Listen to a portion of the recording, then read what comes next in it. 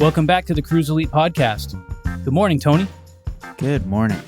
Good morning. I've got What's happening? My cup of cold brew here. I think you're sipping on like a greens thing. Yeah, I basically got like Tom special. It's yes, it is. It came from Tom, so it's that he gave me some more of that greens powder, so I just throw it in for good measure. You know, like, maybe it's doing something. But really the drink is like half coconut water, half orange juice, and then it's diluted with the rest with water. I add a little bit of salt, throw in the greens, and that's just something it's become kind of habitual when I'm doing podcasts or teaching on a live call, virtually for an hour or more. Mm-hmm. I feel like just sipping on that throughout just kind of helps me maintain my energy.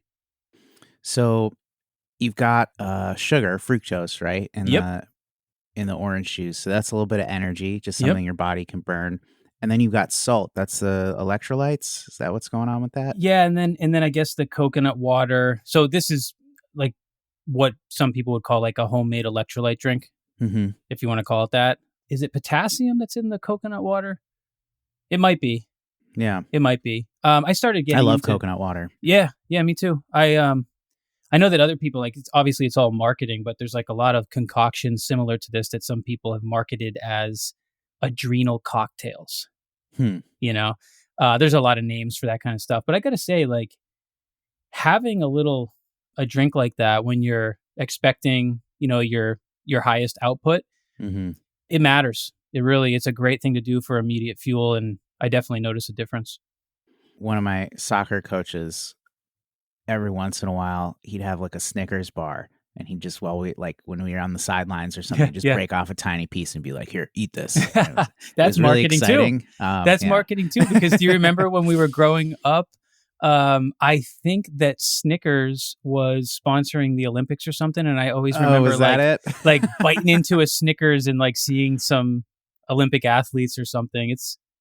It's funny what we've been exposed to, It's a yummy bite. But I mean, like, it's sugar, it's like, it is. It's literally energy. Yeah. You could probably make a better, healthier selection, but it could fill the gap when you need it. Nice, man.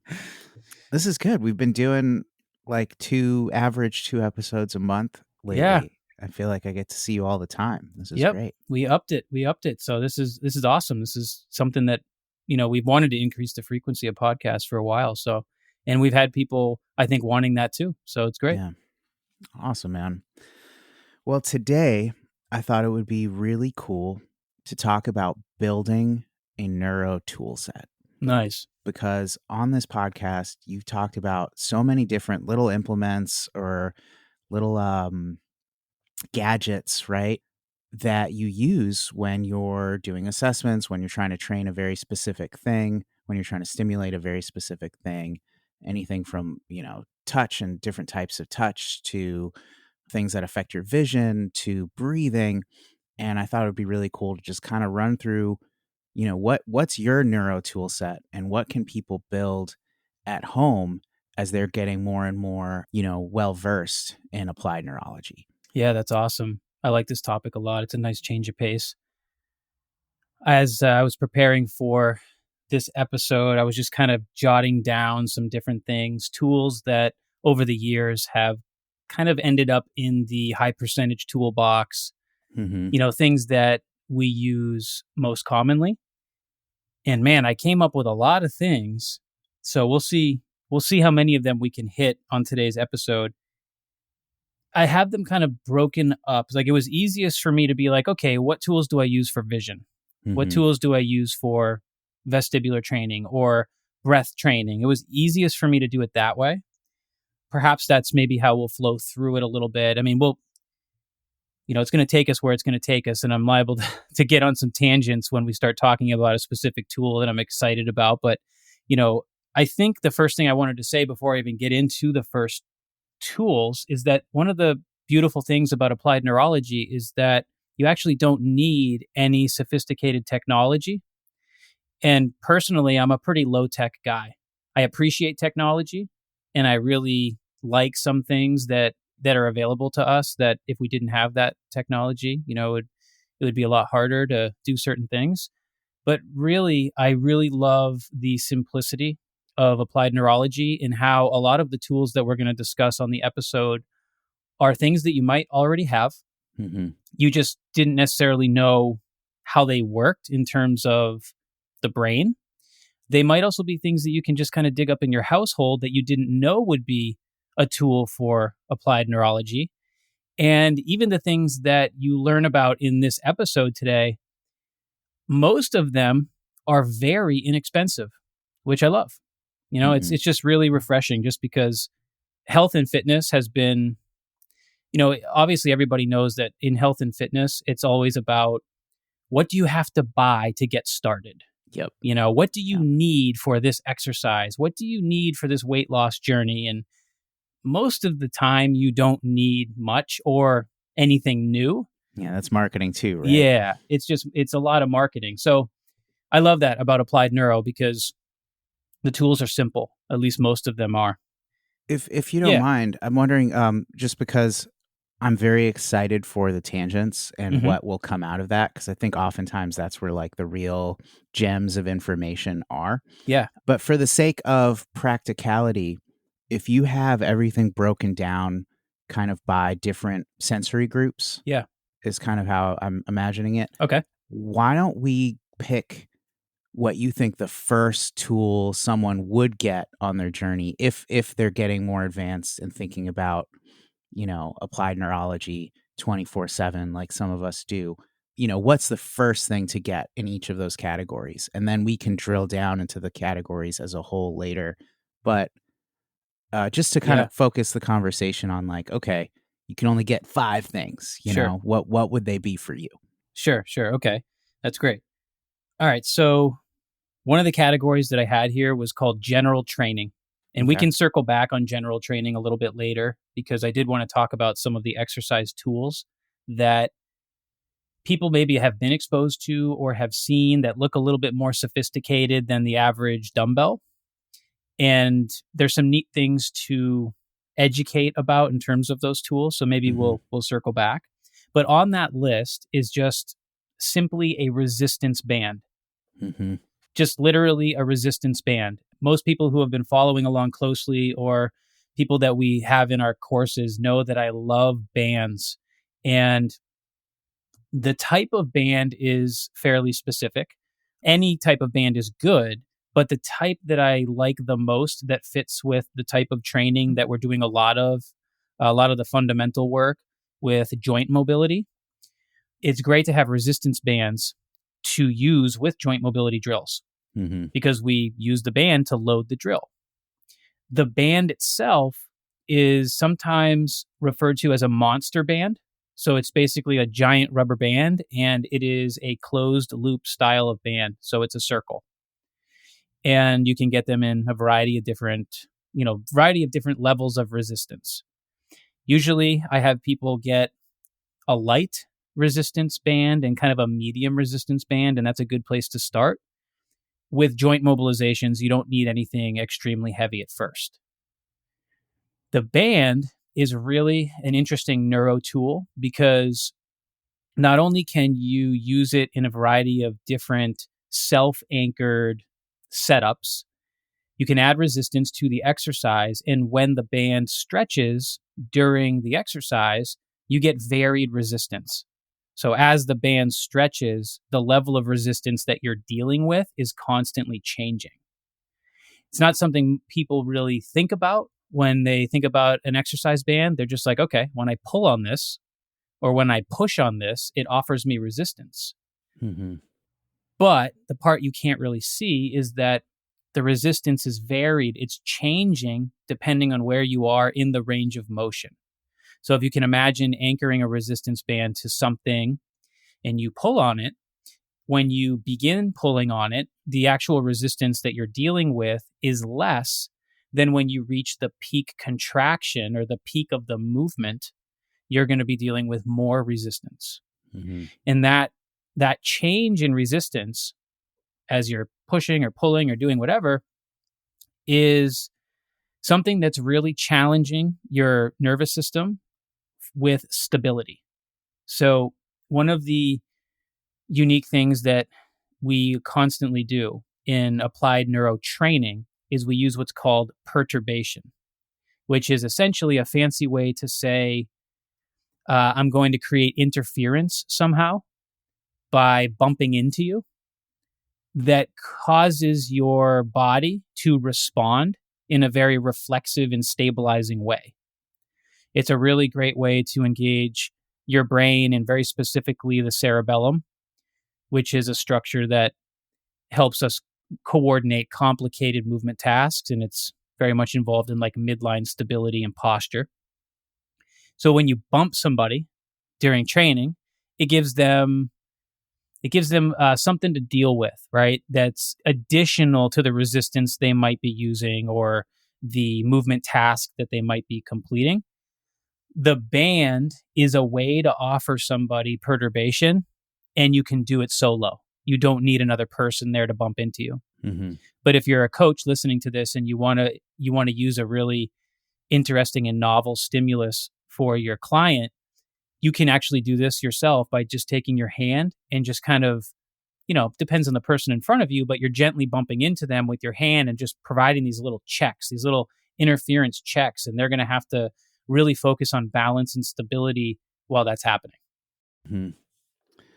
That's really cool. That's interesting. We haven't talked about that before. So this would be like a vestibular stimulus in addition to like a strength training stimulus. So there'll be some vestibular stimulus there. It's going to be probably a stronger cerebellar stimulus, but those two systems are constantly talking back and forth.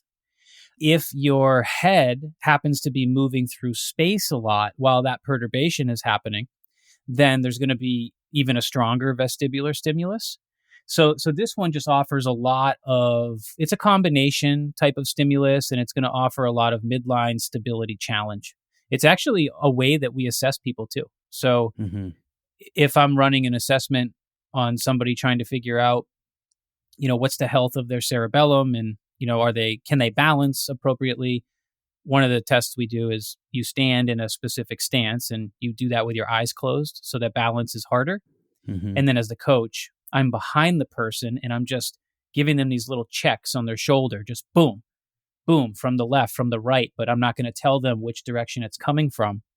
And with their eyes closed, I'm evaluating how they respond to that interference. And you might see that they respond very quickly to it and they're very stable on one side.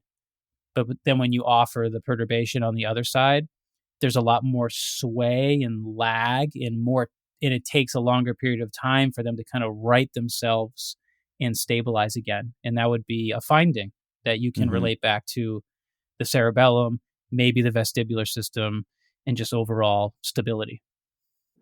Okay. So you would use this to try to figure out if they have like a, what's the word I'm looking for? Asymmetrical issue there. Yep. Yeah. It will definitely help understand, side to side differences for sure. So that's a big one. So if you're getting into our programs or you're planning on doing some of our courses, you could benefit from having a few resistance bands. And the good thing is a lot of people already have them. So yeah, I think I got mine off of Amazon. It's readily available. Very, very much. Any other cool uses for resistance bands in a neuro context before we move on? Yeah, well, general strength training is great with resistance bands. It's a different style of strength training. It's not really something you're going to expect big, huge gains from in terms of strength and building muscle. Although it could serve as that initially for somebody who's really new to training. But you're gonna graduate. You're gonna graduate from resistance bands rather quickly. So they can be used for strength training, but you will outgrow them, and that's important to know too, because a lot of times people don't realize that how quickly they would outgrow something like that, and you don't want to be strength training with your little red wimpy resistance band forever, because you're going to be missing the benefit that could actually come with progressively overloading your body and doing things with heavier weight. Yeah, since there are different resistances, you can progress somewhat within that modality, totally. Right? Yeah, you can. I've also seen some people use like not band assisted, but band loaded like deadlifts, for example, or barbell lifts where it's like now you've got the weight, which is most of the load, but we're still increasing load at the end of range of motion to lock out Yeah. Yeah. or, and so that can train a very specific place Right. for like a So power lifter type, you know? totally, that's a good point. So they're bringing in that varied resistance into the barbell work. That's a good point, and you just made me think of a few other uses of a band that I hadn't thought of when I made my list. One of them is again goes back to a style of mobility drill called a band distraction.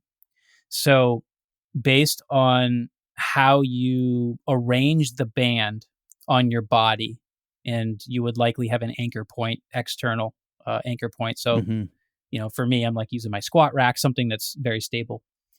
Based on how you arrange your body and what body part you put it on, you can create the appropriate, what's called a force vector that is going to encourage more mobility out of a joint structure, like out of a Mm-hmm. joint capsule. So if you set yourself up a certain way and you have the band anchored to your body, like around your hip, based on how you arrange your body, maybe facing the anchor or slightly, angled to your anchor, the band is actually going to create assistance into the movement. And if you have the right angle, it will encourage more space in the joint. And it can be a really unique stimulus for improving joint health because the force that's applied at the joint at that angle, you may not be able to create yet because you don't have the movement options to do so. Hmm. That's kind of it's kind of the frustrating thing about restoring joint health is that if you have a fairly significant limitation of some kind, you can't move what you can't move. Right. You can't. And that's the really frustrating thing about it. So sometimes we have to call on tools that can provide our body feedback so that our brain can learn something. And that's, again, part of the big value of using resistance bands with general mobility work. And then in this case, with the band distraction, I may not be able to arrange my body in the necessary way to create load in the necessary area because I can't move what I can't move Mm-hmm. because I've been dealing with this mobility restriction for 20 years. So the band can help me achieve that. And it provides that feedback at the same time. And it can be a really novel stimulus that can help people improve joint health. And then eventually what happens is you no longer need the band distraction. You eventually kind of graduate away from that because you're now actively able to create exactly the same thing. Yeah. Your brain has clarified the map. It can see what's going on down there and say, oh, yeah, I can move my knee Yep. in this angle Yeah. or Yeah. whatever. And of course, Yeah. we can use bands for then loading all these different vectors because we can use a band to help provide us assistance into a movement. Mm-hmm. And then we can do the opposite. We can use a band to help us with resistance. So with a lot of our joint mobility drills, as you take it further, I basically teach people to think about a compass, like all the cardinal directions of a compass, and those are the angles that you want to load with your band. So if we're doing a knee circle, Yeah. we're going to have the band 90 degrees to the right, 90 degrees to the left. We're going to have it forward, backward. And then, of course, we have these angles that we can create too. And that is something that we do over time for exposure Mm-hmm. to make sure that we're filling in the map. We're building that proprioceptive map and we're strengthening the joints and the surrounding muscles, with all the different options that exist. Yeah. Very cool. Very cool. So for general training, number one thing you'd recommend would be a resistance band. Totally. And, I even just thought of one more that's kind of cool. We won't go too deep into it, but No, just go to for it. mention, there's a really interesting training. I don't want to call it a method. It's just a tool. It's called overspeed training. And it's used in a lot of different sports at some of the higher levels. Although I'm very surprised at how many people do not know about this. But essentially what you do is you use a band during a fast movement and you use the assistance of the band to allow you to move faster than Mm-hmm. you would naturally be able to. Cool.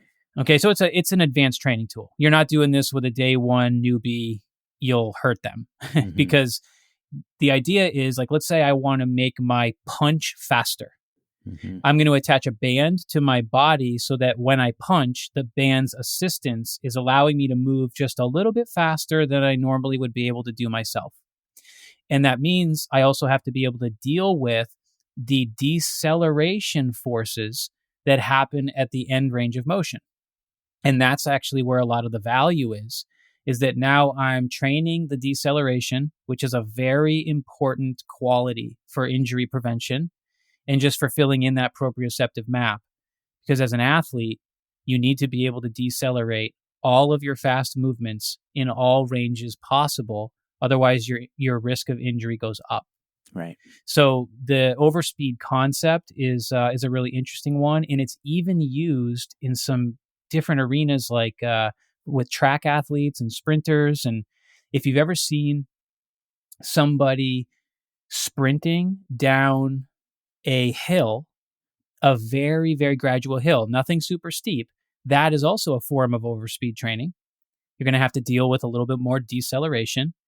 Sometimes people use parachutes, right? So like the parachute is holding you back, Mm-hmm. I've and seen then that. they That's drop cool. the parachute and explode into a faster speed. That's kind of along the lines of this idea too. And it's even used in powerlifting, where they use the bands and set them up in a specific way to encourage more speed during the movement. So kind of a cool advanced tool. Yeah, I've been doing a lot of shadow boxing lately, Hmm.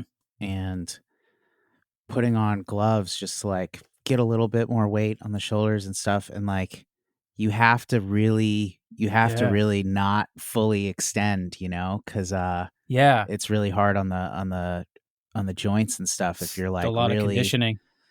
yeah, with a little weight on the end of your hand. If you're really letting it go all the way, it can kind of pull on you, right? So Do you play the Rocky soundtrack when you do that? in my head, I would definitely have to do that. it always surprises me just how gassed you can get Oh just yeah. by punching air. Yeah, I have That's pretty limited experience with like striking and stuff, but yeah, during it's limited. I mean, I have, so once in a while in jiu-jitsu we'll even do some striking stuff. cool. Just kind of going back to like the traditional, parts of jiu-jitsu that were all based on self-defense rather than sport. So there is some striking and stuff, and so I've had some experiences, and man, it's difficult, not only from a skill level but from a conditioning level. Yeah, Yeah. yeah. All right, next topic. All right, so let's move into some sensory tools, because a lot of folks have different things that would fall into this category. And I want to highlight some of the ones that I find myself using the most with clients and teaching students how to use on their clients. So when I say sensory tool, what I mean is any kind of sensation that you can apply to the skin. So if you go into any store, really at this point, it's wild, there will be a huge wall of different proprioceptive tools, things that apply a stimulus. Some of them, people know as foam rollers and anything that you can, create some sort of tactile stimulus. There's a million gadgets out there. Some of the claims to these things are really comical, and blast your fascia, and destroy your scar tissue with this new percussion gun, and all this stuff. But there's a lot of things out there that fall into this sensory category. Now, the interesting thing about this is, even though there are so many possibilities to the tools that you could own and use when it comes to sensory gadgets, when you understand applied neuro and the pathways that we're actually training, you soon realize that you don't need most of those things. Hmm. You only need a small selection of those things. And like I said before, they're inexpensive, which is great. So first one is a vibration device of some kind, which, man, they've become really popular in the last 5-10 years. Mm-hmm. There's so many different kinds. Usually it's most common to see now vibratory guns. They look like a Mm-hmm. little pistol thing with percussion. So a lot of times it's a combined stimulus of percussion that kind of, it's like a ball that's going boom, boom, boom, boom, back and forth, creating Mm-hmm. indentation in your skin, and it also vibrates. So those are great. I mean, those are very useful, particularly if they adjust and they allow for different frequencies of vibration. That can be quite useful because we have different nerve fibers that become active and sense a different level of vibration, and that can be really useful when you're doing sensory work. Personally, I just have a really cheap handheld vibration device that plugs into the wall, and I hardly ever use it because I have another device that's battery powered. It's really interesting. It's called a Z Vibe, and Mm-hmm. it looks like a pen. It's not. It's this. You press a little button on the end of it, and it vibrates. The reason it looks like a pen, it has little um, these little fixtures that screw into the front of it that have a variety of different textures Mm-hmm. on them. And this device is actually designed to be able to go in your mouth. That's why it looks like a pen. Oh, wow. So imagine like a toothbrush or an electric toothbrush. Yeah. It kind of looks like that. That is a wonderful tool because a lot of the sensory assessments and training that you can do involve cranial nerves that have some kind of sensory supply to the mouth. So, for example, one of those would be like trigeminal nerve. Mm-hmm. So your teeth, right, are supplied by trigeminal nerve. A portion of the skin on your tongue is supplied by trigeminal nerve, and most of your face is supplied by trigeminal nerve. So this little vibration device allows us to deliver high frequency vibration to the skin on the face or even in the mouth if you need to do that. And there's different reasons why you might do that. So Mm-hmm. it's actually a really cool little device, and I think there's others like it on the market, and not too expensive. But they were developed originally as a tool to help children overcome speech deficits. So imagine, some of the basic rules of neurology that we teach our students are sensory before motor. So Okay. activating some body part with some sort of sensory stimulus is a very useful thing to do before you want high quality movement. Because by activating your brain's sensory map, you're kind of preparing yourself for better motor activity. So a really useful rehab technique is to use sensory before motor. And I Mm-hmm. mean, this is so stupid simple. And sometimes, like, the thing that helps people, you could literally, like, let's say you're recovering from a knee surgery Mm-hmm. and your goal is to get a certain degrees of knee flexion, but you feel stiff and achy and restricted. You could literally rub your knee for 20 seconds with your hands and then retest your flexion, and it will Yeah. probably be a little better Yeah. because you activated your sensory system. And then that's a great opportunity to go and fill in that new range of motion with better motor control. So sensory before motor is a really basic thing that we teach all of our students because it's so practical.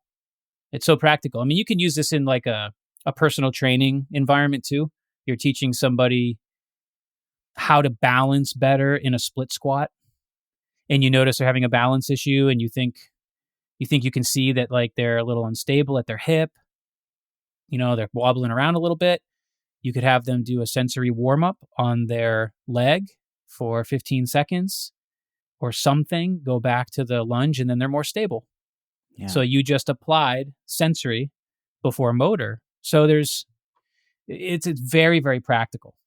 Now, with this Z Vibe, would you use it anywhere other than the face? Yeah. So I typically like to use it when I'm doing some sensory testing or training on a scar Mm-hmm. because it's so small and it has those little heads on it that have different texture. Mm-hmm. It actually works really well in a situation where you need to be a little bit more detailed with where you apply the stimulus rather than providing like a broad stimulus like you would with a percussion gun. Yeah, where it's Like, a big ball on the end. yep. And, Yeah. yeah. See, this is the thing with the marketing. and people need to know this. Human beings are attracted to intense sensations.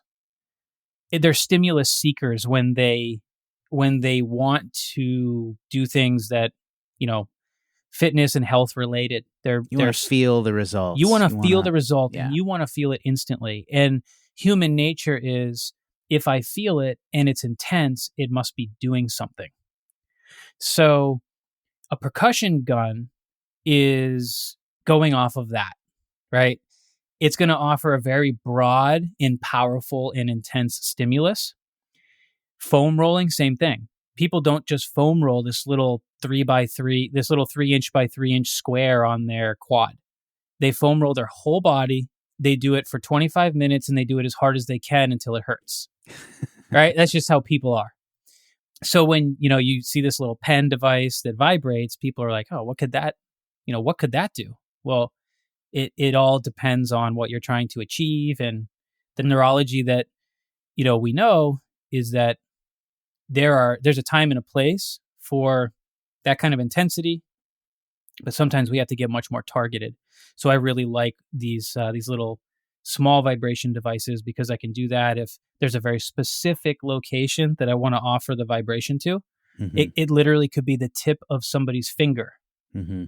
right? Rather than, you know, try to use a percussion gun to do that, and they're going to feel the sensation all the way up their arm.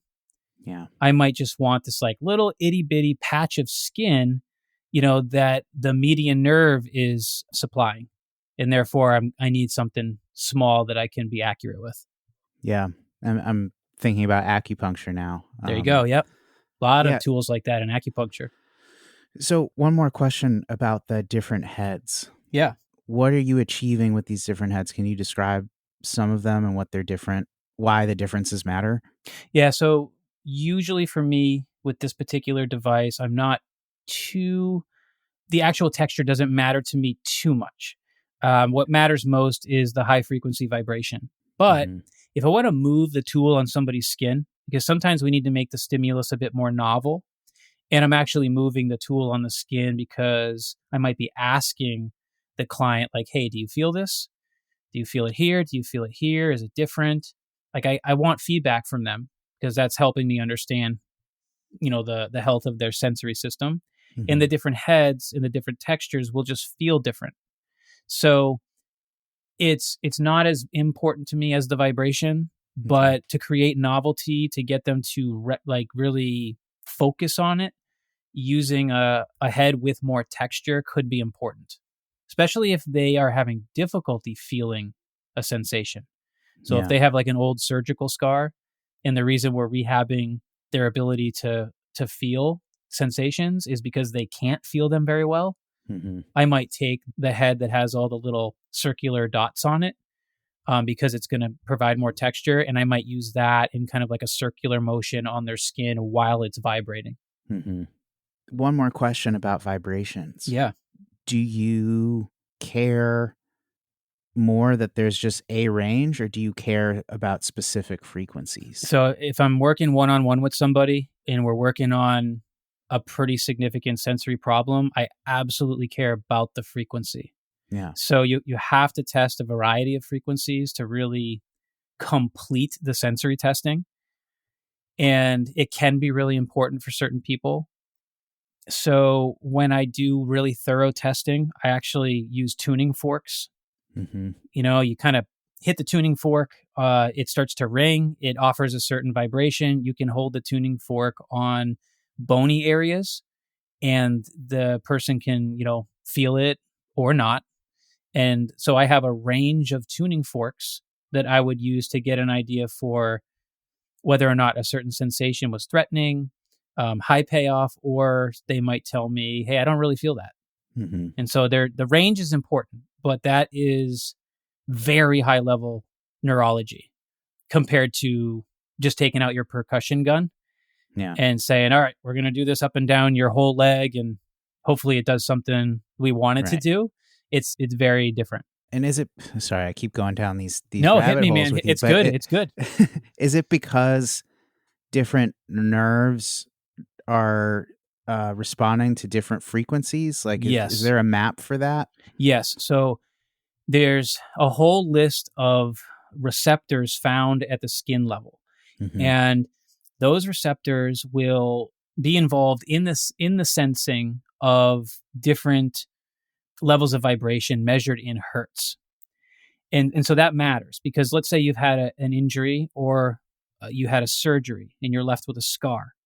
The receptor bed has been damaged. Mm-hmm. And so some people will develop some level of a sensory problem because of that damage. And that might result in either hypersensitivity or hypo. So sometimes people will say, "Hey, I got my knee surgery and I think my knee's better, but 3 years later now I'm really annoyed by my clothing, feeling hypersensitive on that part of my skin." Mm-hmm. Or, I just noticed that I don't really feel things the same, with this knee as I used to. It feels like there's a numb area, or an area, about this big, that I can't quite feel things the same. Or when I put this piece of equipment on my body, I put my knee pads on to go do whatever. I don't really feel that the same anymore. All right. So understanding your receptors and the type of sensation that they are supposed to be able to sense helps you understand the different levels of hertz that you would test if you wanted to be very thorough with your sensory testing. It does go beyond that, because you can learn about the specific pathways that information actually travels. So vibration as a whole will travel a very specific pathway called the dorsal column. So this is the highway that it uses in the spinal cord to get for that information to get to the brain. And that is going to be a different pathway than, let's say, sharp sensation. Mm-hmm. So if I poke you with a needle, which we could also use as a stimulus, it's on my list. Mm-hmm. If we're doing specific rehab to the skin for a scar or something, we would do this.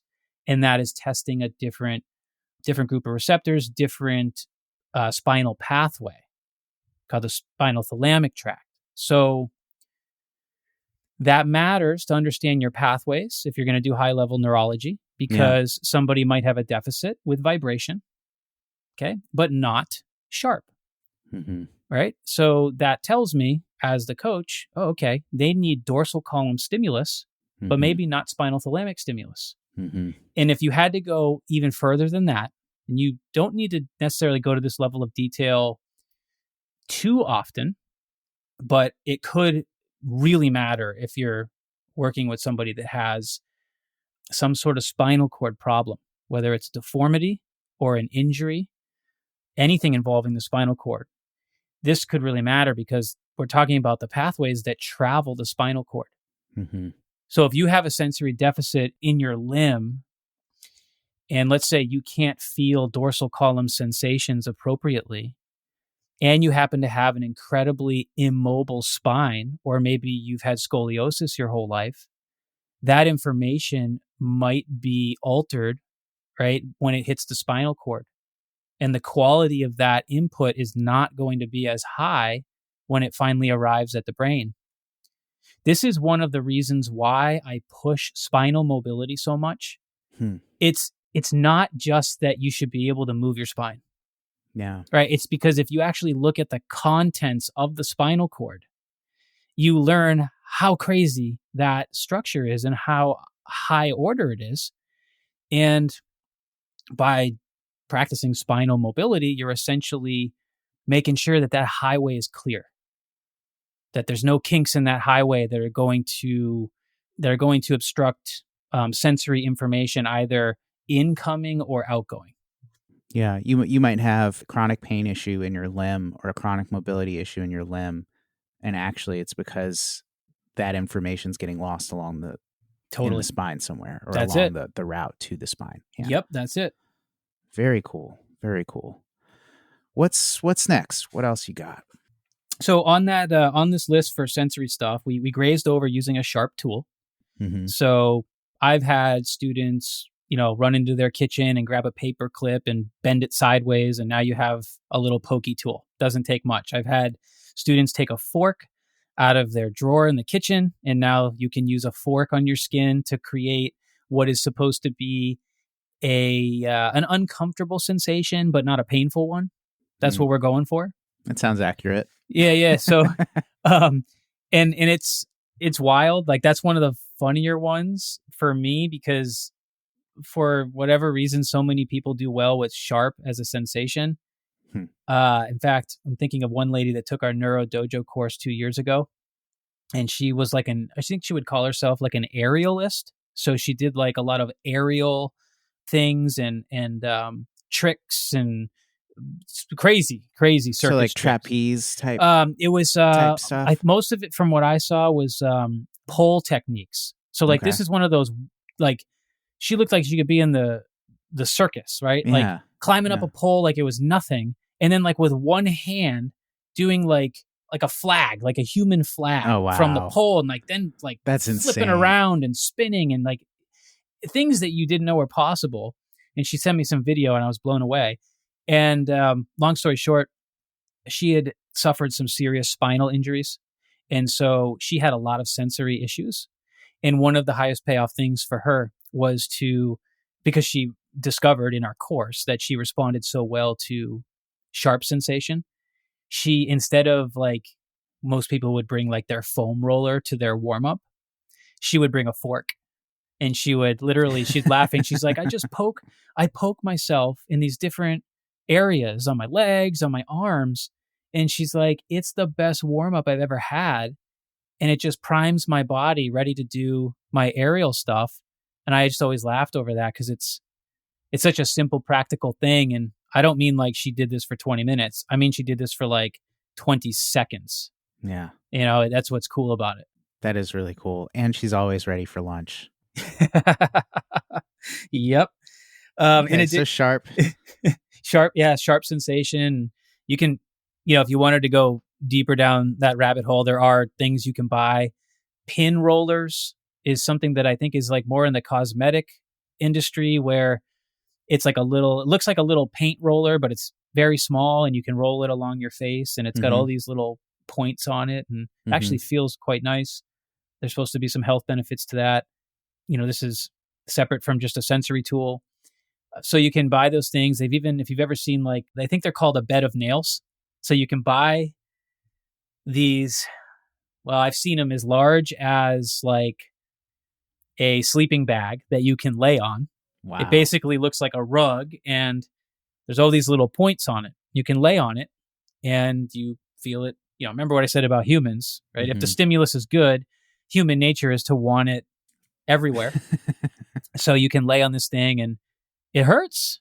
It hurts. It's pointy and spiky, but it can be therapeutic for people. And in my experience, I've had people get much smaller variations of that are like maybe 10 inches. It's a square, 10 inches by 10 inches. It's got all these little spikes on it Mm-hmm. and it's mobile and you can put it on a body part and then wrap something over it so that it stays like on your Mm. leg and it will offer a repetitive, sharp sensation on your skin. And that can be a really awesome rehab tool for someone that needs that kind of sensation. Yeah. And I imagine with something like this, assessment becomes even more important, or maybe not more important, but Yeah. in terms of long duration, like knowing how long is okay. What do you have to say about that? That's just a feeling. Yeah. Yeah. So assessment matters. Obviously, like if I'm teaching people how to use sensory tools and how to use sensory testing, we are absolutely testing their response to the stimulus because you Mm-hmm. cannot assume. Mm-hmm. Many, many times I've applied a stimulus to somebody's skin and they got worse. Mm. And that's like, this is where like our practitioners out there, if you're not aware of the fact that this can happen and you really care about the quality of work that you're doing, this is that crossroads that people come to in the study of applied neuro, because you have to be okay with the fact that you might actually be offering people the wrong stimulus, assuming that it's the right one, just because you went to a weekend course that taught you how to do, Graston therapy, whatever Yeah. people call it now, where you scrape the skin with a certain tool, or you learned kinesiotaping and learned how to tape different conditions. Whatever the case might be, as soon as you apply something to the skin, there's always an outcome to that stimulus. And if you don't assess, you don't know what the outcome is. Here's a quick story. When I first got into using kinesio tape, I had a client who was very compromised in the midline. She had had several abdominal surgeries, lots of midline stability issues, obviously a very large visible scar. And we were doing rehab work to the scar because she had a lot of weakness in the muscles around the scar, and she was not able to sense a variety of different sensations in the area of the scar. Because she had had an abdominal surgery, I think it was 5 times in the same area. Oof. So we're talking lots of insult to the skin, damage to the receptor bed. So we do some things, and I'm like, okay, I think kinesio tape is going to be a very useful tool here. And the cool thing about kinesio tape is you can apply it to the skin, and you can pre-test by tractioning the skin in the direction that you think is the right direction for them. And I have a way to test all that. Yeah. And so we did that, and we applied the tape and got the think about it like almost like the grain of the skin going in the right direction. And once the tape was on, we started retesting, and she was getting a really good assessment. Her mobility was getting better. She had some pain decrease, and she said she was walking a little bit better. And the piece of tape was a single piece of kinesio tape about the size of the palm of your hand, which is really wild that you can put a piece of tape that small on someone's skin and instantly they are walking better. Like when you say that out loud, it's like, well, that's crazy.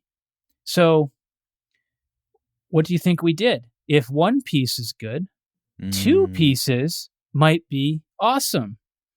So we put 2 pieces on going in that direction and started retesting. And initially, like right away, it was kind of like, okay, I'm still in the sweet spot. We didn't get any improvement from where we were. My client happened to be very, very body aware. Have we talked a lot about interoception yet? Maybe not. A little bit. A little bit. Yeah. So one of the common things that you come across with clients who have had lots of midline surgeries is over time, they can become very hyper aware of their body. This is one of those people. And some of that was just her own skill of awareness because she'd been an athlete, learned a lot about her body and how to move. And so some of it was that, but some of it was also that she had developed an awareness that was a bit of a curse, if you know what I mean. Yeah. Too much attention going to the body. So this second piece of tape goes on. We start retesting. Now, I was doing some more specific assessments with this individual because it was necessary. We were using a perfusion indices monitor on her finger to try to get an understanding of how were her vital signs affected by what we were doing, because this was a very sensitive client who had a lot of metabolic issues. People don't realize this. Any applied stimulus to the body has an effect on your metabolics instantly. This is crazy experience when you start to test people's perfusion, which is essentially blood flow to the extremity. This is one of those little square things you put on your fingertip, and it'll tell you different vitals, heart rate and blood flow to the extremity and pulse rate, that kind of thing. Just putting the second piece of tape on this woman and having her start to walk around the room, and her blood flow dropped dramatically to her periphery. Her perfusion plummeted and her heart rate increased. That's not what you want. Nope. When you're aiming for therapeutic, right? You're aiming for something that's going to help downregulate their nervous system and be more balanced. You don't want to be taking blood flow away or bringing blood flow down and increasing heart rate, because that is a sign of elevating the sympathetic nervous system. We're talking more fight or flight now. Yeah. And if you're trying to decrease pain and improve movement, you have to be careful of that, because you don't want to just catapult somebody into a higher stress state. That for me was a mind-blowing moment because one piece of tape was fantastic. One piece Yeah. of tape in the right direction. A second piece of tape, I thought it would do the same thing, maybe better. And it actually did exactly what we didn't want. And this is one of those clients that used to do things that helped them and then overdo them. Yeah. Right. So this is not the client that didn't want to do their homework. This is the client that did too much of their homework. Yeah. And she would always say, like, everything was going great until, and then the right exercises became the exercises that caused her problems. And what I eventually learned by looking at her vitals during our sessions is that's what would happen to her at home when she was doing her homework, is eventually she would go into a sympathetic state because the stimulus was too great and she couldn't handle it. And then her pain levels would increase and her movement quality would decrease. So, and all that from a piece of tape. That's incredible. And that's why I say you got to test. Yeah. Yeah. That's a great story. Would you recommend for someone's Neuro Toolset one of those little finger? I did. Yeah. It's on my list. Yeah. So what's that called? that's that's just like I think they're PI monitors. Perfusion indices is probably, I think. Mm-hmm. Yeah. If you were to search that, it would come up. And you can get them at your local pharmacy. They're easy to get and they're pretty inexpensive. Yeah. That is a very good assessment tool when you're doing higher level neuro. It's not something that I would introduce a health and movement pro to immediately unless they had a lot of experience with already using technology like that. And to go with that, because it's important to say, like, a blood pressure cuff is actually a useful assessment tool for your neuro kit as well, because taking blood pressure on both sides can tell you stuff, particularly about the brainstem. And that's one of the assessments that we do teach our people in the neuro dojo, is that if you are suspicious of possible brainstem issue, that's a side to side issue, taking blood pressure on both sides of the body could reveal that. And it's the higher side that is usually the dysfunctional brainstem side. So that's again a very useful tool if you're doing higher level stuff and you need to go to that level of detail where somebody's vitals matter. More sensitive person that's possibly dealing with chronic pain, or someone with a severe breathing dysfunction, stuff like that. Yeah. Or even if you're having trouble determining the results of your interventions. Good right? point. Good point. Yeah. We do a lot of gait assessment, and gait assessment is actually really difficult to learn because there's so much to see when somebody's walking. Blood pressure assessment on both sides of the body can help you understand some of the postural differences that you might be seeing on the right side versus the left side, because there's a specific posture called a PMRF posture that we teach our students to be able to recognize. And sometimes, well, not sometimes, with applied neurology, it's really valuable to have several different assessments that you can compare to. Yeah. So that you don't just jump to a conclusion. So if I look at someone's gait and I think I see the PMRF posture, I might say, okay, I've got some history findings in my head that I think go with this too. Let's take their blood pressure and see if that points an arrow in the same direction. And if it does, great. Now You're I'm corroborating evidence at this point. Yeah, exactly. Yeah. And that's very useful when you're doing good neuro work. Yeah. To wrap up the sensory category, a brush, like literally a paintbrush, is something that could be in the toolkit because we do light touch sensory testing. A cold pack, literally a cold pack that you could get from your freezer. And if I want to be a little bit more focused on the area of the body, I'll just have somebody put a spoon in their freezer. Take the spoon out when you're ready, touch it to the skin. Real simple, which is nice. And those are great sensory training and assessing tools. Last two here, floss bands, I think are something that I would recommend goes in everybody's toolkit. A floss band is it's like a rubber tourniquet. If you've ever seen, they're like usually 6 feet long, very thin material, 2.5 inches wide. You can wrap them around muscles and joints. Yeah, neat tool. I have one now on your recommendation. Excellent. Yeah, it's a good tool. it's a sensory tool. Again, there's some marketing that goes with it. The interesting thing about floss bands is I think because some companies who started pushing floss bands were actually educational companies, the marketing around floss bands is not too wild and inaccurate, but Mm-hmm. sometimes you still hear things that probably are not true. To me, it's a sensory tool. It offers compression to Mm-hmm. an area and traction of a specific kind based on the orientation that you wrap it. Mm-hmm. Great tool for restoring joint health. For us, we use it in combination with joint mobility. A lot of people just throw them on and move around in a very, I don't know, kind of a way that's very linear. We Mm-hmm. don't do that. We're putting them on and doing the same, novel types of joint mobility drills that we teach. Great stimulus to combine with joint mobility. Really cool. Yeah. And anecdotally, I notice a big difference in tractioning in the direction for my Yeah. knee when using that band. Isn't So that that was interesting? that was pretty cool to experience firsthand. Yeah, again, you don't yeah, you have to test the direction. That's a big part of it. You can wrap it inside to out or outside to in, and very simple way to assess that is you just apply it and test some ranges of motion and see how your pain feels if you have any pain, and you Yeah, could for me, one yeah. way added pain. So Oh, there you go. yeah, that was fairly obvious.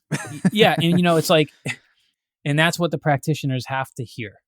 You cannot just buy the stuff and wrap it on because theoretically it makes sense, Right. right? Theoretically, it could be a good stimulus, but you wrap it the wrong way, you could increase somebody's pain, and then it becomes counterproductive. So being able to test that is just a way to really offer a lot more, accuracy and do more targeted work. But that's a great tool. I use that myself a lot, especially if I'm just having like, I don't know, weird little joint aches and pains from jujitsu Hmm. or something. It's a good tool to pull out. Last on the list here is electric stimulation. If you've ever, Take that fork, put it in the outlet, and yeah, TENS unit. They're not even medical devices at this point. So you can buy them on Amazon, cheap, $30. Gosh, I've seen them $18 for a little TENS unit. And where it hasn't been like my highest percentage tool for neuro work, it does, work fairly well in the right situation. so what is this? I'm actually not familiar. What's a TENS unit? This would be like if a lot of people have experienced them just at the PT office or something. Let's say they want a muscle to start contracting, Oh, okay. Yeah, yeah, yeah. and maybe you're post surgery, and so you don't have the ability yet to create any kind of contraction in that local area. You can use electrical stimulation to help contract the muscle and just get some movement going in that area. That's like your typical use, but you can use it on more of like a neuro level where you're actually treating it like a sensory stimulus. So applying electrical stimulation to a certain area of the body for certain reasons. It could be part of sensory rehab. It could be involving a specific peripheral nerve. It could be a cortical stimulus for the opposite hemisphere. There's a lot of ways to approach that. Electrical stim's good. We think it falls more into the same category as the sharp sensations Hmm. because it sort of borders the uncomfortable zone, especially if the stimulus gets pretty intense. It feels electric, right? It feels Does have that pins and yeah, needles yeah. sensation. And if you Yeah. were to like ramp it up, you'd probably say ow. So it's like it kind of is that path. It's more of that pathway, similar to the sharp sensations. Yeah. So that's quite the suite of sensory tools. Yeah. That's the good stuff. And Would you say that's the most important category for building a tool set? it probably is because that's the category where you really need a tool, Hmm. right? You need to be able to offer the stimulus to your body, and you need to call on a tool to provide it.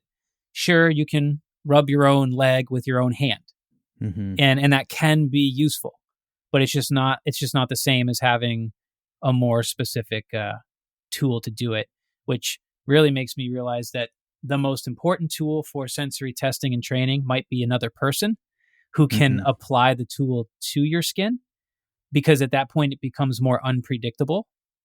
And you actually want that when you're assessing and training versus you're doing this to yourself. You kind of know what's coming. You can still do that and it's still valuable. And especially if you can figure out a hands free way to do it. So, like the other cool thing about that little vibratory tool that I Hmm. talked about, the Z Vibe, is I can, let's say I want that happening in a very specific spot. Let's say it's down on my foot on the inside of my ankle. I can put the Z Vibe there, and then I can take that floss band and I can wrap the floss band around the Z Vibe.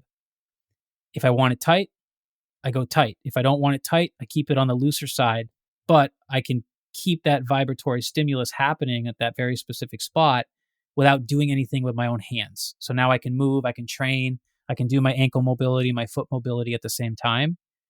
That's really key versus you need someone to apply a sharp sensation around a specific scar.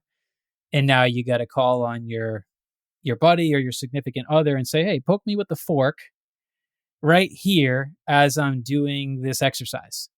Right? It's more cumbersome that way because sometimes you need another individual to help you with the stimulus, but there is plenty that you can do on your own.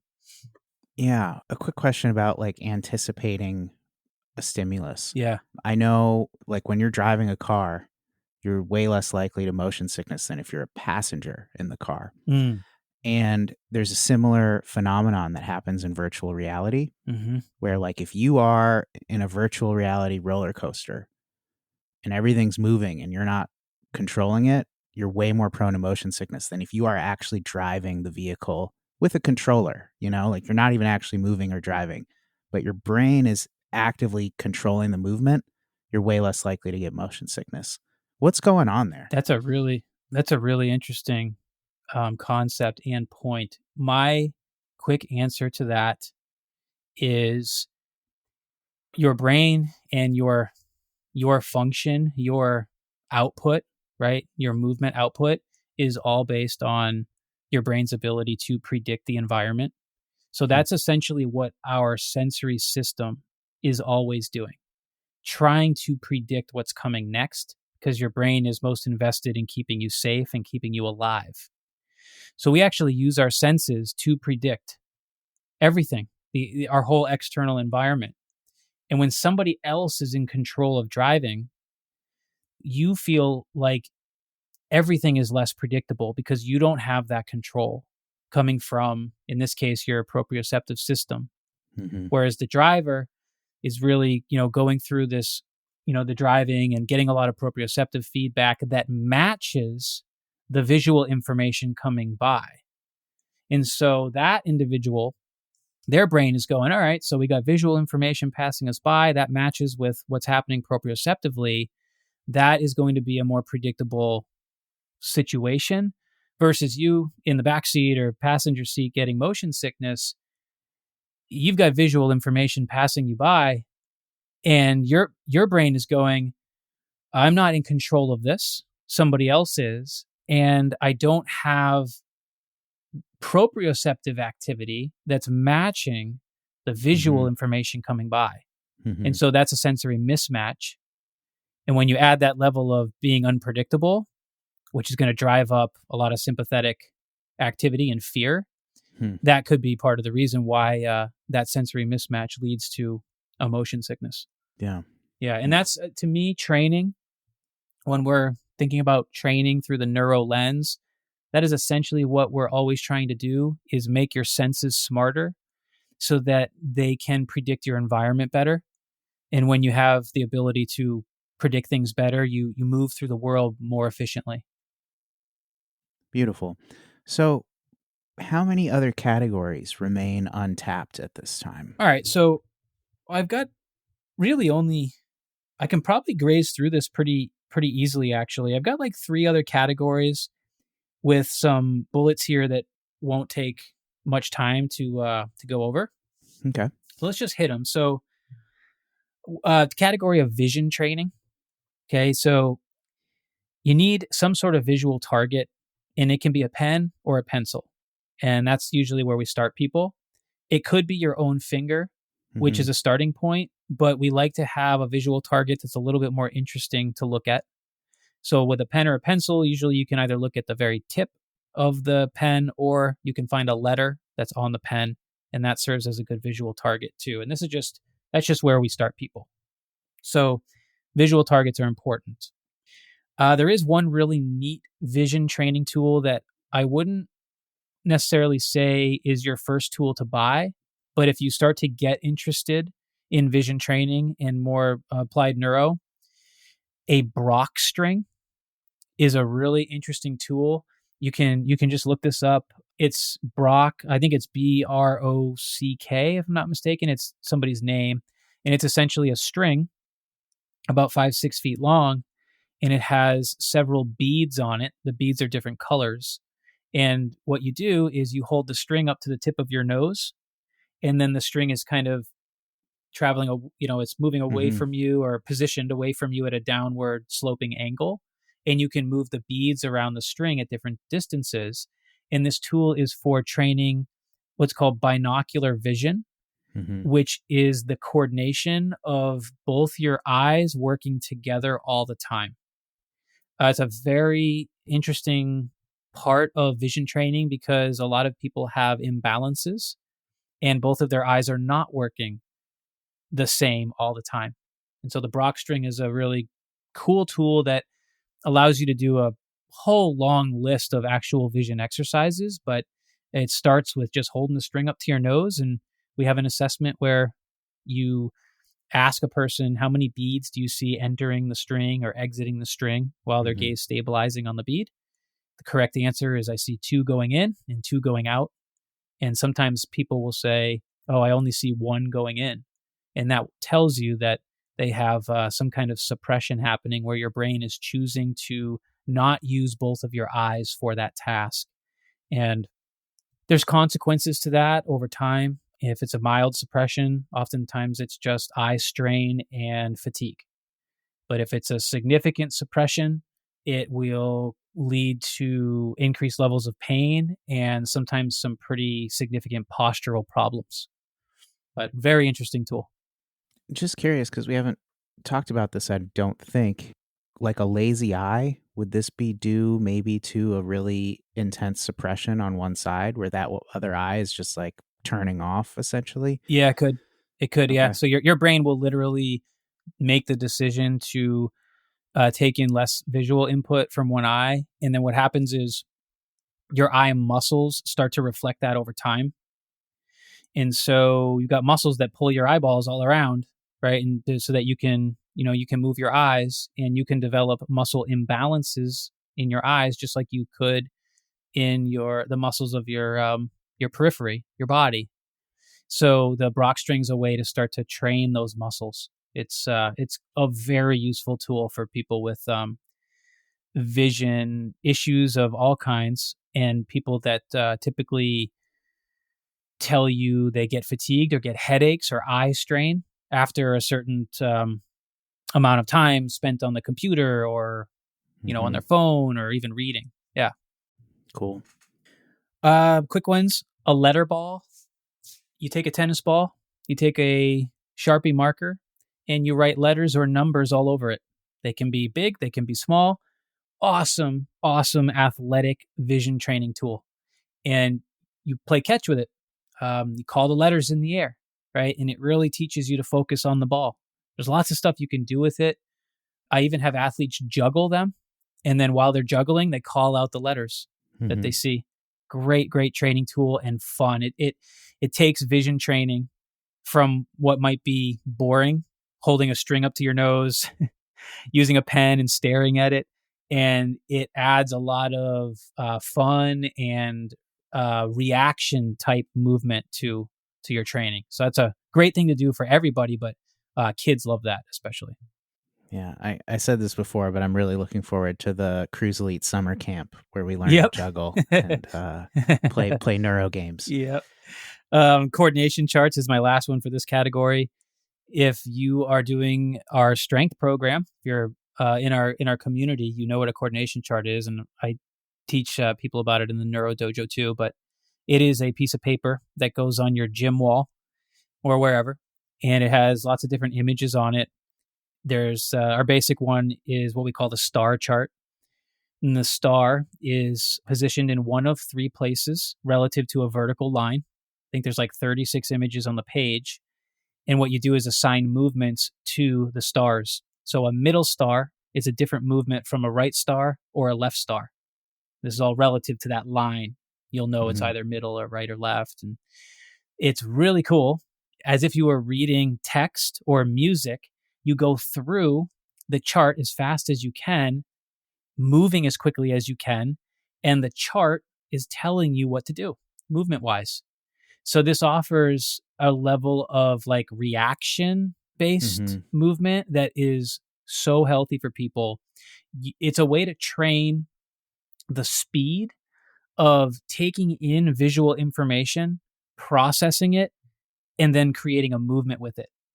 And my opinion is this is probably one of the most important things that has gone missing from a person's exercise routine is this idea of not having enough reaction based movement. Because we go to the gym and we get in a routine Mhm. of up, down, push, pull, twist, right? All the basic things. But what generally goes missing from a person's workouts, especially as an adult, Yeah. is reactive based movement. You did all this stuff up to high school. Yeah, you're If playing you were ball an athlete, sports yep, and yeah. you did all this stuff, and then all of a sudden, cold turkey stop, and that is not good because the activation that comes from reaction based movement is it's enormous, and it really is what matters the most is how fast can you take in visual information, understand it, and then do something with it. Mhm. Versus if we're just lifting weights, we're getting stronger, but can we transfer that strength to something very reflexive that has to happen very quickly, like what happens in life or sport? So I love the coordination charts, and we program coordination charts into almost every single workout that we have programmed in our strength dojo sessions, and it's something that I use all the time with clients one on one as well. Cool. Okay, so beyond that, a couple in the breathing category. Resisted breathing device. Love these things. They're like little devices that you blow into, and you can set a level of resistance. I have one that I don't think they make anymore. It used to be called the Expandalung. It was a very, very cheap device, and I loved it because I could set the intensity of the resistance very, very high on both exhalations and inhalations. I haven't been able to find that one lately, but there are some devices that are similar. This is becoming very popular now. Mhm. Even just 10 years ago, nobody's doing resisted breathing. This is like in the last 5 years. Mhm. So there's a ton of new devices out there and apps to go with them, and they do a variety of things. They're all probably great because training your breathing is so impactful. For me, a very simple device that allows me to set resistance on inhale and exhale is all I need. But that's a great way to strengthen breathing muscles. And we use it a number of different ways in different stacks that we create with neuro work. Because sometimes we want only resisted inhalations versus only resisted exhalations, and there's reasons why, and that tool allows us to do that. Yeah. In a pinch, I think we talked about this before, but you could use straws of various diameters also, You right? could, yeah, that's next on the list. So Oh, cool. use a straw. Straw breathing is a great breathing exercise. In through the nose, out through the straw. It's a great way to do what we call CO2 style breathing drills, where the goal is to inhale through the nose and reduce your rate of breathing. So slow it down. It's a great way to start to do that. And of course, it's inexpensive and in a great starting place for sure. Last there on that list is a bag, like a plastic bag or a paper bag, 1 gallon. Not sure if I've talked about bag breathing on the podcast yet. Maybe a little. You have. Yeah, Yeah, have I? yeah. Yeah, yeah. Great exercise. I actually just filmed a YouTube video for it 2 days Nice. ago that hasn't published yet, but it will soon. And it's just a lot of the details on how to actually do bag breathing. Simply put, 1 gallon bag, you hold it up to your face, either directly against your face, sealing off around your nose and your mouth, or if you're a little claustrophobic, no big deal. You can hold the bag like 4 or 5 inches away from your face. Hmm. The idea is to breathe into the bag in a very specific way, slower again, reducing your rate of breathing. And you are essentially rebreathing some of your own CO2 within this kind of breathing category of CO2 tolerance training.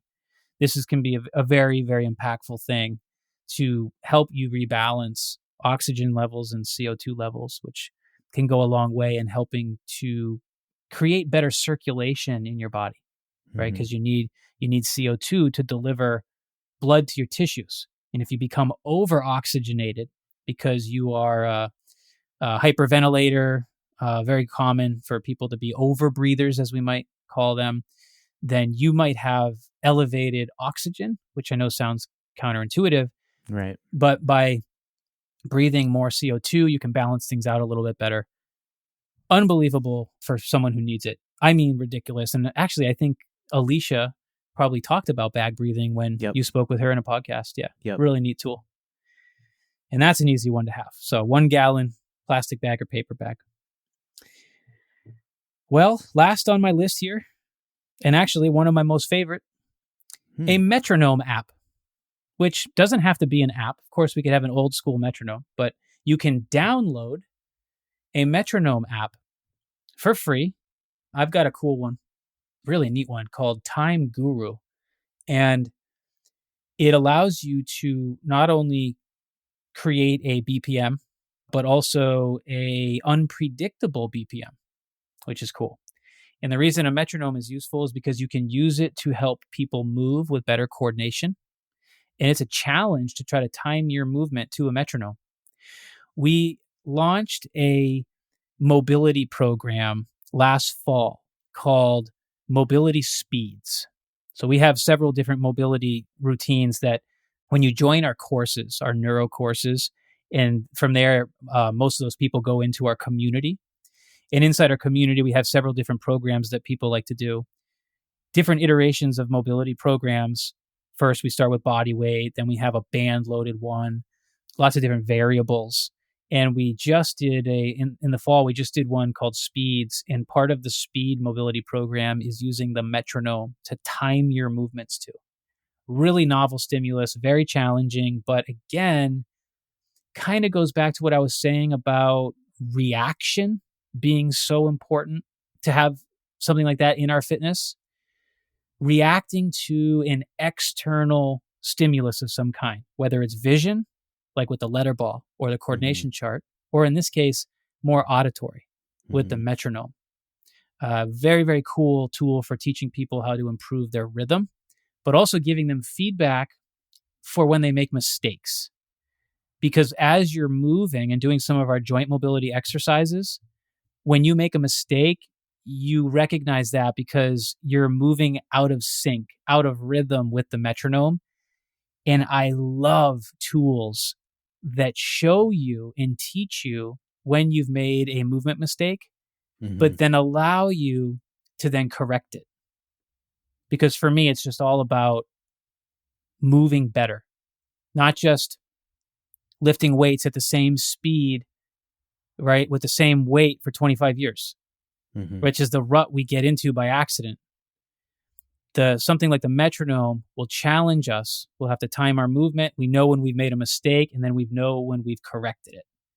And for me, it's fun, but I've actually got a lot of feedback from people too that they're like, man, that damn metronome, that's the hardest thing I've ever done.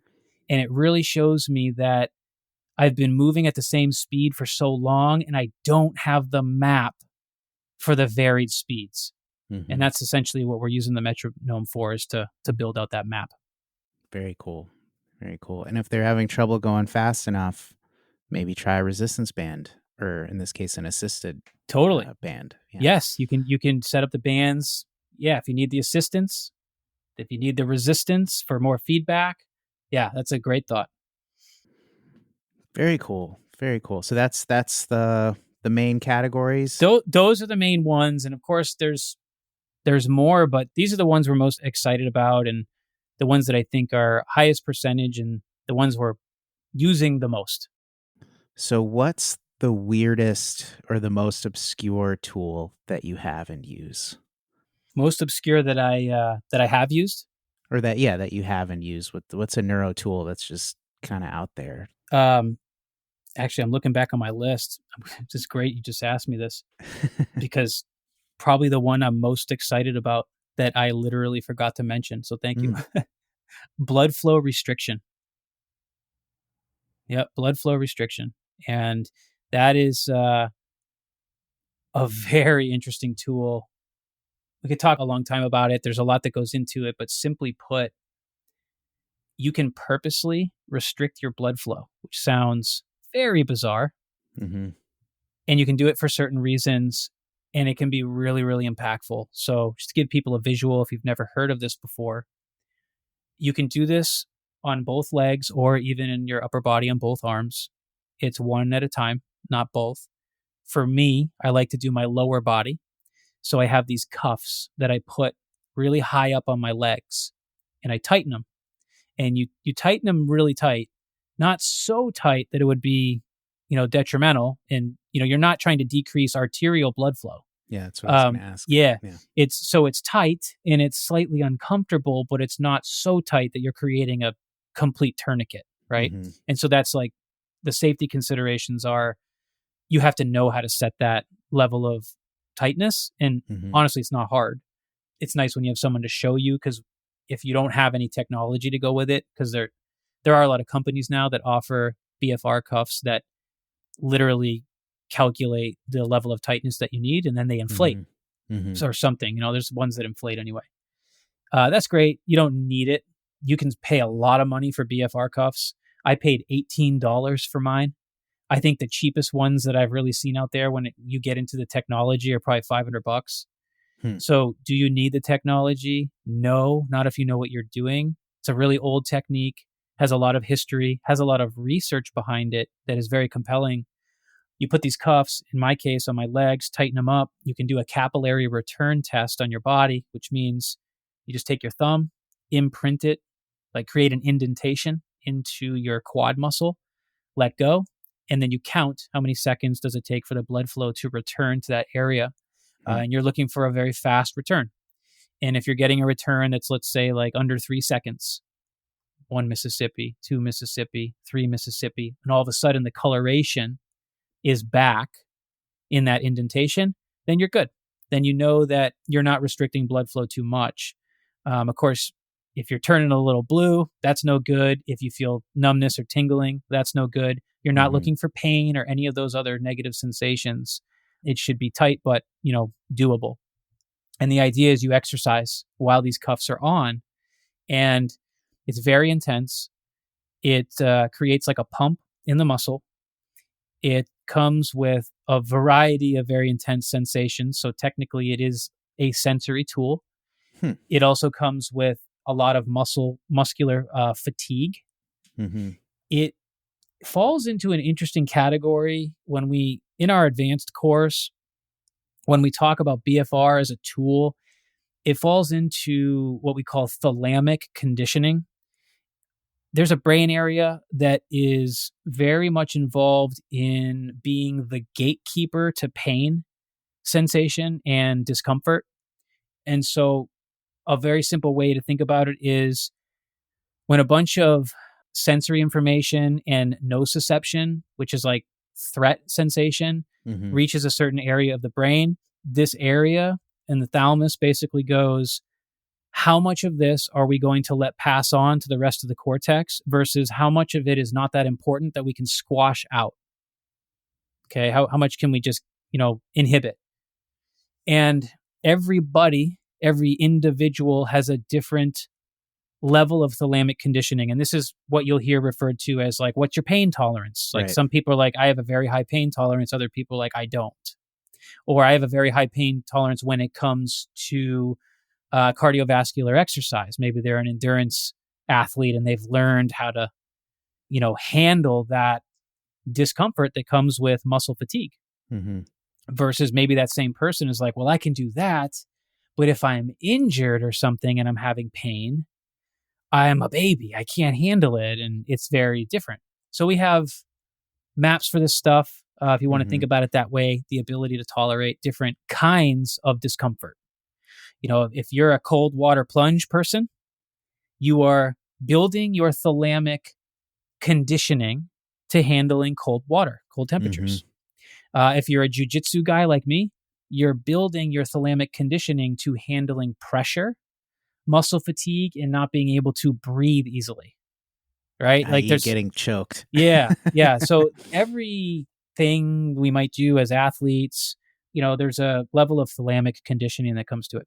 So this falls into the thalamic conditioning type of training tool. And there's a ton of other stuff that goes into it because what it really is a hyper perfusion technique. So you exercise for 10, 15, maybe up to 20 minutes doing high volume types of exercise with low weight Mm-hmm. or no weight at all. You get an incredibly uncomfortable sensation to go with that. You learn how to handle it. And when you take the cuffs off for several hours after you've done the work, you're getting increased circulation. Interestingly, not just to the area that you restricted, but it's very global. Mm-hmm. It's very global. And in fact, when I do it personally, I mean, I get such a good result from BFR, it's comical. Like Mm-hmm. for me, if I were to bring one tool with me forever that was like a self-care and a health type tool, this would be it. This is away from this idea that, or the research that we actually have that says it's amazing for building muscle. That's immediately what I was thinking. It's Yeah, like, because oh, it is. hypertrophy Yeah, and bodybuilding. Yeah. it is. Like if you want to build muscle, BFR can help you do that. I don't use it that way. At least that's not my first thought with it because the other results are so profound. I just kind of forget about the muscle building. It's kind of a bonus that, and to give you an idea, so we do a lot of hiking, and in the winter we don't do as much. And so when it's warm enough, we go to our local favorite hike, and in the snow we do the whole thing in the wintertime. And if I haven't been hiking for a while, I feel that. But if I'm doing BFR and I'm just riding the stationary bike for 15 minutes with my BFR cuffs on and I do nasal breathing at the same time, I don't lose anything. Hmm. Anything. And if I just do that twice a week, I can go without hiking for 3 months, head right back out there and pick up where I left off. And the same thing happens in jujitsu. I've been away from jujitsu a lot in the last 6 months. I haven't been nearly as consistent as I want. And a couple weeks ago, I went back on a Saturday and I got into live rolling. And in my mind, I was like, oh man, I'm screwed. Like my cardio is going to be done. And therefore, like I'm going to get to a point where I can't even use what I know. And every time this goes through my head, I'm like, yeah, I wonder. I have been doing my BFR though, because that's like my wintertime tool. And sure enough, my endurance is pretty much not affected at all. Interesting. It's wild. I need to learn more about it because there's so much that's going into it. And I think there's a lot more emerging information coming out of research and stuff. But I use it as like the seasonal antidepressant, and it just makes my whole body feel better, recovered. I get mobility gains from it, strength gains, endurance gains, improvements in my mood. It's very, very global. Very cool tool. And you would notice the difference between BFR plus biking versus just biking? Oh, big time. Yeah. If I wouldn't bike by itself. So I don't like cardio. That's just like, I've never liked cardio. I pretty much won't do it without it. If I'm going to do cardio, it's because I'm going to get some jujitsu in or I'm going to go hiking. Yeah. But I'm never going to be like, oh, I'm going to run on the treadmill or get on the stationary bike unless I'm using the BFR. I don't enjoy cardio in that way. When I use the BFR, I know what I'm doing for myself. And so I'm motivated to do it. And I only have to do it for 10 to 15 minutes at a low intensity, breathing Yeah, through that's my crazy. nose. Yeah. So it's a minimal output for a very big return. And that's one of the reasons why I especially like to teach it to athletes, because as a recovery tool, that's the game changer is, can we use less energy and get something back that's really good for us? Yeah. And it only takes 15 minutes. And man, super cool tool. I got to learn more about it because there's so much. I mean, listen, anything that helps improve global circulation Hmm. is literally unbelievable for overall health. And so I believe that's probably a big part of it. I'm super glad I asked. Yeah. Awesome, man. This Cool. is great. Yeah, this was fun. All right. There it is. A little bit on neuro tools. And hopefully you guys enjoyed this episode and realize that you have some of this stuff already that you can start to play around with.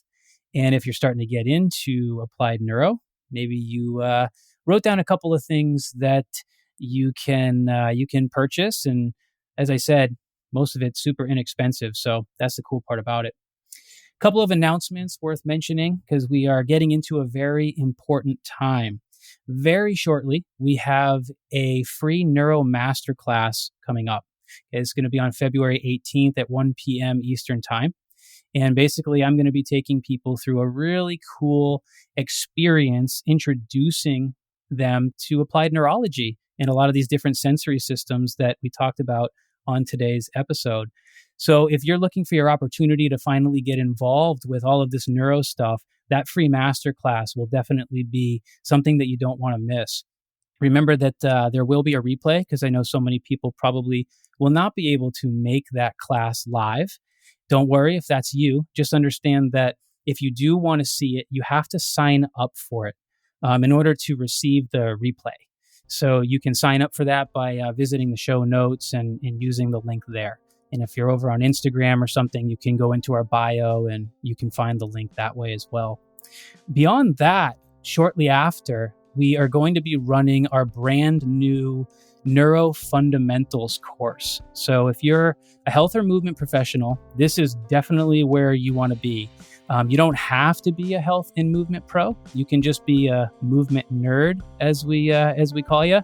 But if you're interested in going deeper into neuro and starting to learn what we believe are the true fundamentals of applied neurology, then this course is going to be the one for you. And it begins first week of March. So bottom line is, if you come to the masterclass, you're automatically going to be getting notifications from us and emails with information that will lead you to the Fundamentals Neuro course. So just make sure you're on our email list. Keep your eyes and ears peeled for all of that. And we look forward to seeing you on the inside. Thanks for listening today, everybody. We'll be back soon.